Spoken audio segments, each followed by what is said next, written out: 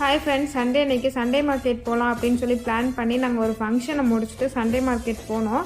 அங்கே வந்துட்டு பாப்பாவும் சஞ்சு 2 பேரும் உட்காந்து செம்ம சேட்டைங்க. இதுங்களை கூட்டிகிட்டு வந்தால் நம்ம எங்கேயுமே ஒரு பொருளே வாங்க முடியாது. இருந்தாலும் அவங்கள தான் கூட்டிகிட்டு போய் ஆகணும். வீட்டில் வந்து வீட்டுக்கு போக முடியாது இல்லையா? சரி கூட்டிகிட்டு போயிட்டு அங்கே உள்ள ப்ராடக்ட் வந்து என்னென்னு பார்த்தீங்கன்னா, அங்கே வந்துட்டு ஜட்டி, பனியன், டிஷர்ட்டு, லஞ்ச் டவல் இதெல்லாமே வந்து ஹோல்சேலில் கிடைக்கும் அங்கே. ஸோ அதனால் வந்து நாங்கள் சண்டே மார்க்கெட் பிளான் பண்ணி போனோம்.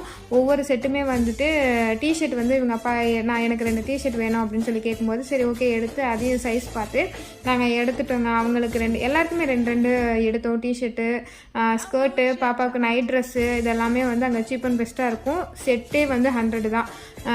அதாவது பனியன், பேண்ட்டு இது எல்லாமே சேர்த்து 150 அப்படி தான் வரும். ஸோ அதனால் நாங்கள் அங்கே போய் எடுத்துடுறது நைட் ட்ரெஸ் எல்லாமே. ஸோ அதனால் அங்கே போய்ட்டு எல்லாமே எடுத்து முடிச்சுட்டு நாங்கள் கிளம்பிட்டோம். கிளம்பும்போது என் ஹஸ்பண்டும் பசங்களும் ஒரு வேலை பார்த்தாங்க. அது என்னென்னு பார்த்தீங்கன்னா, நாங்கள் இங்கே வாங்கிட்டு இது வண்டிக்கு வந்துட்டுருக்கோம். அவங்க போய் கண்ணாடி வாங்க போனாங்க.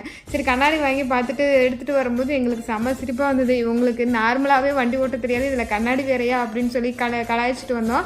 அதே மாதிரி வண்டி ஓட்டிகிட்டு போகும்போது பள்ளம் எது ரோடு இருந்துன்னு தெரியாமல் விட்டு ஏற்றிட்டு போனார். வழியிலே பிடுங்கிட்டேன்.